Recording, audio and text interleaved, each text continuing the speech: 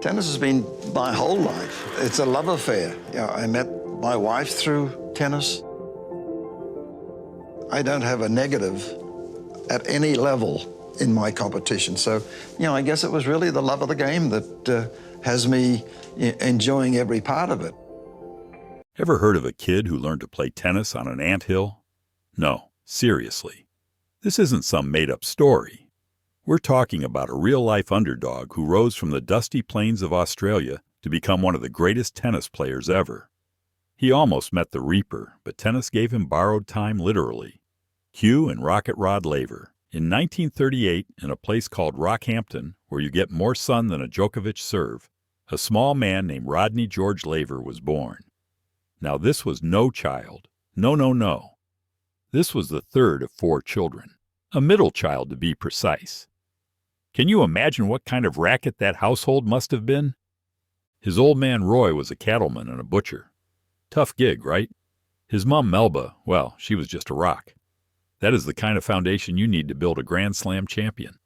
Laver didn't fall out of a tennis academy. This guy started swinging a racket on an ant bed court. His old man had built it on their cattle ranch. Now that is grassroots tennis. That's where he got the nickname Rocket. Can you imagine that kind of power from an ant-infested backyard? But that's not half the story. Laver's left arm looked like something from a science fiction movie. I mean huge. I mean abnormally huge compared to his right arm. It looked almost deformed. From that arm came some of the most incredible shots ever seen on a tennis court. It's like nature gave him a secret weapon. There's more to the story than some kid who happened to grow up on a cattle ranch. Get this. This little champ had cricket-playing relatives. Frank and Jack Laver, they were. Tennis and cricket in the same family? That is like putting chalk and cheese or Vegemite and Marmite together. A real Aussie family, eh? Laver was an absolute monster on the court, sweeping up Grand Slams in 1962, winning them all. Then, boom, he turned pro. What a huge gamble. You wonder why, right? But before we get into that, be sure to like and then subscribe. Now back to the video. Keep in mind that going pro back then meant goodbye to the Grand Slams. It was the ticket to one-way passage out of the big leagues. Can you imagine being at the peak of your powers and giving that up? Not only did Laver have to forego all the accolades and attention attendant upon the Grand Slams, but this also meant that a whole new career had to be refashioned from square one on the pro circuit. Still, it was quite a dicey move destined to redefine the game. What a crying shame it is that these old commentators never gave those missing years their due from Laver. I mean, can you really fathom disappearing from the tennis world for 5 whole years in the middle of your prime? Just imagine vanishing into thin air, leaving all of them scratching their heads. But it wasn't some journeyman player. This was Rod Laver, that red-headed rocket of a boy from Australia with the surgical touch on the tennis ball. He was a machine, almost. He was winning everything in sight. Grand Slams, the lot. Then bam, he's gone. 5 years in the tennis wilderness. It boggles the mind. If he'd kept that hot streak going, we're talking about a totally different tennis history book. Federer would be looking up at Laver, wondering what kind of planet he was from. Laver wasn't just beating up on slouches. Guys like Emerson, Santana, Stoll, and Newcomb were absolute killers. They were the Nadal and Djokovic of their day. But Laver, he was on another level. The numbers don't lie. Laver owned Emerson on the court. 47 wins to 18 losses. That's a serve and volley masterclass. 0-18 to 0-53. And it's not just those guys. Laver went toe-to-toe with legends like Gonzalez, Rosewall, and Hode. These were the titans of tennis. But Laver stood tall. He had the game, the grit, and the guts to beat anyone. Imagine if the pros and amateurs had been allowed to mix it up from the start. The tennis world would have been turned upside down. Laver, with his all-court game, would have been unstoppable.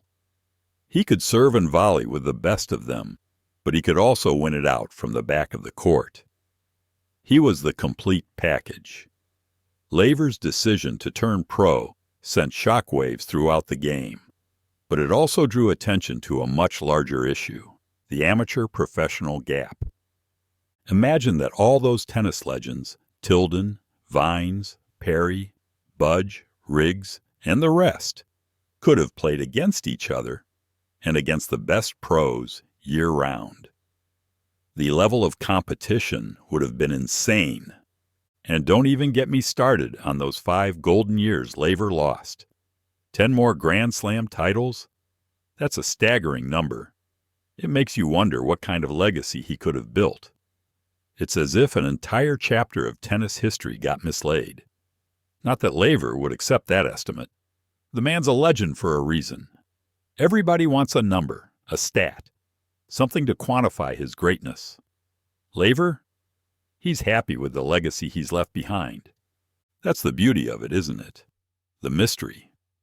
We can go on and on speculating as much as we want about how many more titles he could have won, but frankly, we'll never know. Well, 1968 surely turned the tennis world upside down when the pros were finally allowed to infiltrate the Grand Slam party once more. And who better to kick things off than our man Laver? He really did tear apart that first Wimbledon Open era. Beating Ashe in the semis, that is like beating a brick wall with a feather. And then to wipe the floor with Tony Roach in the final? Pure poetry in motion. But wait, there's more. Laver was the runner-up at the French Open that year. Can you imagine being second best? That is like coming second in a race with a snail. And if that wasn't enough, he cleaned up on the pro circuit as well. U.S. Pro, French Pro, and the Pacific Southwest. The man was unbeatable. Even Ashe said Laver's win over Rosewall was one of the greatest matches ever played. He didn't just win. He dominated. Every possible award or ranking, his name was there at the top. The man was a legend in his own time. It was like he was playing tennis on a different planet. He then broke the tennis landscape in 1969, a year which will go down in history as Laver's golden era. This bloke was on fire. He won every single Grand Slam tournament that year. Can you believe it? It is like hitting 4 aces in a row. It wasn't just any year, though. The Open era had just kicked off, and Laver was the king of the castle. He won 18 of 32 tournaments. 18! I mean, that is more titles than some players have matches won. And get this, he racked up more than 100 wins. It's like he had the difficulty level of tennis set to easy. Wimbledon, 4 times in succession. That is the true meaning of owning the place. He had a streak there that went on for years. Can you imagine what it's like to have to walk out onto that court knowing everybody expected you to win? And he did it time and again. This guy was a machine, a tennis-playing Terminator. He was so good they'd probably build a statue of him if they had statues back then. In fact, they did build a statue of him in 2017 outside the Rod Laver Arena in Melbourne. Rod Laver is revered to this day in the tennis world, but we almost lost him before the turn of the century. Just when you think that life has thrown you that perfect lob, it whacks you with a backhand right between the eyes. That is what happened to Laver back in 1998.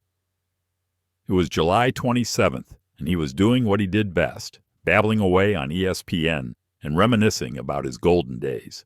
Then, bam, a stroke. Imagine being snatched from the pinnacle of athleticism and thrust into a daily battle for health. It's a bit like losing a match point when you're up 40-0, a month in the hospital, memory and speech problems, heartbreaking. But Laver, champion that he is, battled back. Slowly but surely he found his way back. A year later, he was on the mend. It's a tough serve to return, but this legend did. Can you imagine not being able to move half your body? That's like playing tennis with one arm tied behind your back. But Laver, he was another breed. He just pulled through with that massive left arm, the one that could have crushed watermelons. But the wildest part of all was that he could not move his legs at all. Can you imagine trying to play tennis if you couldn't move your feet? It's like playing on ice skates.